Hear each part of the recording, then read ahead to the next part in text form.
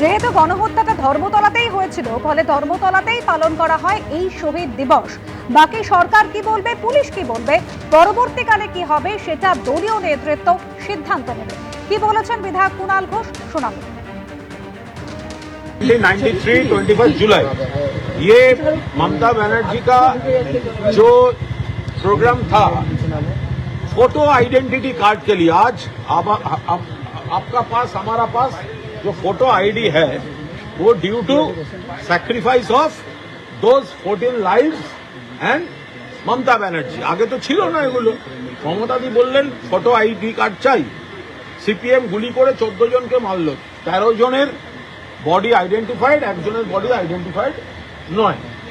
তো এখন যেহেতু মমতা বন্দ্যোপাধ্যায়ের আন্দোলনের শহীদদের সৈনিকদের হত্যা করেছিল, তাই মমতা বন্দ্যোপাধ্যায় নেত্রী হিসাবে প্রত্যেক বছর ওই দিনটা শহীদ তর্পণ দিবস পালন করে। এবার ये जो अगर ये वो जो हुआ था, मास किलिंग जो हुआ था वो धर्मतला में हुआ था, इसीलिए धर्मतला में हम लोग शहीद तर्पण हर बरस यही हम लोग करते हैं। तो पार्टी जो डिसाइड करेगा पार्टी करेंगे और देखते हैं ये लोग क्या करते हैं, लेकिन 21 जुलाई प्रोग्राम तो होगा ही। 21 জুলাই সমাবেশে প্রশাসনিক অনুমতি নিয়ে যখন দড়ি টানাটানি চলছে, তারই মধ্যে তৃণমূলের 21 জুলাই সভা নিয়ে আদালত অবমাননার অভিযোগ তুলে সম্প্রতি হাইকোর্টে একটি মামলা হয়।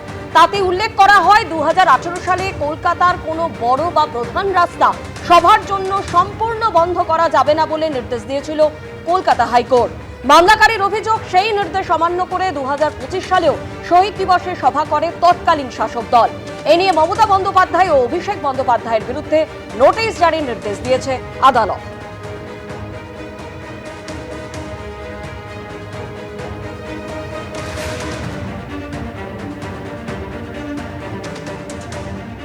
একুশে জুলাই তৃণমূলের আবেগ, কালীঘাট তৃণমূল কি করবে সেটা তাদের ব্যাপার, বলছেন বিধায়ক সন্দীপন সাহা।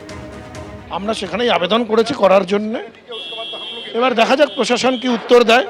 আমরা যদি পারমিশন পাই, গায়ের জোরে করব না, যদি আমরা পারমিশন পাই নিশ্চয়ই সেখানেই করব যেখানে আমাদের 21 জুলাই হয়ে থাকে। মমতা বন্দ্যোপাধ্যায় করতে চাইছেন, আপনারাও করবেন, সেটা তো তার বিষয়। আমরা যেটা করতে চাইছি আমরা সেই বিষয়ে বলতে পারি, আমরা করতে চাইছি সেইটা আমরা অ্যাপিল করেছি। এবার এরপরে প্রশাসনের উপরে নির্ভর করে তারা আমাদেরকে এই পারমিশন দেবেন কি দেবেন না। আচ্ছা, মমতা বন্দ্যোপাধ্যায় বিহীন 21 জুলাই কেমন হবে ব্যাপারটা দেখতে?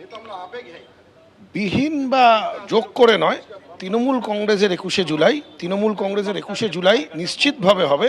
এবং তৃণমূল কংগ্রেসের দেখবেন যারা দীর্ঘদিন থেকে তৃণমূল কংগ্রেস করেন, যারা তৃণমূল কংগ্রেস বলে চিহ্নিত তাদের অঞ্চলে, তারা সবাই সেই অনুষ্ঠানে থাকবেন। 21 জুলাই দিনটা পালন করা হয়, মমতা বন্দ্যোপাধ্যায় নিগৃহীত হয়েছিলেন এবং এতজন কর্মী মারা গেছিলেন। 21 জুলাই পালন করা হয়, 13 জন প্রাণ কলকাতা শহরে লুটিয়ে পড়েছিল, শহীদ হয়েছিলেন। শহীদ তর্পণে 21 জুলাই পালন করা হয়, আর আমরা ইন ট্রু সেন্স শহীদ তর্পণই করব সেই দিনে। আপনারা মনে করছেন এতদিন 21 জুলাই শহীদ তর্পণ হতো না? কি হতো আমি জানি না, আমরা কি করব আমি সেটা বলতে পারি। আর তৃণমূল সাংসদ মহুয়া মৈত্র তিনি বলছেন 21 জুলাই আমাদের অনুমতি না দিলে আমরা রাস্তায় করব। যদি আমাদের মঞ্চ না বাঁধতে দেয় তাহলে জিপের উপর দাঁড়িয়ে, জিপসি গাড়ির উপর দাঁড়িয়ে মাইক নিয়ে মমতা বন্দ্যোপাধ্যায় মিটিং করবেন, কিন্তু মিটিং হবে, এমনই দাবি করলেন তৃণমূল সাংসদ মহুয়া মৈত্র। 21 জুলাই আমাদের পারমিশন না দিলে আমরা রাস্তায় করব, আমরা সবাই অ্যারেস্ট হব, কিন্তু 21 জুলাই আমরা করব।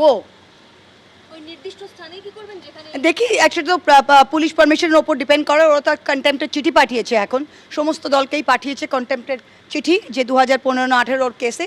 তা আমরা তো বললাম যদি আমাদের মঞ্চ না বাঁধতে দেয় তাহলে জিপের ওপর দাঁড়িয়ে, জিপসি গাড়ির ওপর দাঁড়িয়ে মাইক নিয়ে মমতা ব্যানার্জি মিটিং করবে, কিন্তু মিটিং হবে, মিটিং হবে 100%। দুদলই বলছে মিটিং হবে। কালীঘাট তৃণমূল এবং ঋতব্রত তৃণমূল, এখন 21 জুলাই তৃণমূলের শহীদ দিবস কারা পালন করবে সেটাই সব থেকে বড় প্রশ্ন। কালীঘাট তৃণমূল এবং ঋতব্রত তৃণমূলের মধ্যে দড়ি টানাটানি শুরু হয়েছে।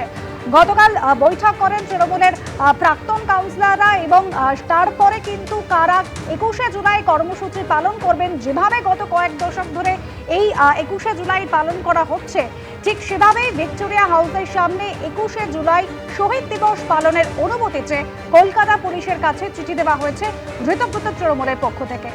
নিজেদের আসল তৃণমূল দাবি করে 21শে জুলাই শহীদ দিবস পালনের জন্য পুলিশ কমিশনারকে চিঠি দিয়েছে ধৃতব্রত তৃণমূল।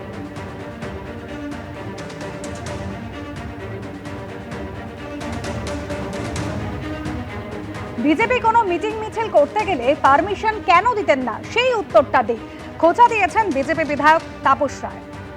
এটা একবার নিজেরা যদি ভাবে, বিশেষ করে গত 5 বছরে আজকের মুখ্যমন্ত্রী শুভেন্দু অধিকারীকে 104 বার কলকাতা হাইকোর্টে যেতে হয়েছে।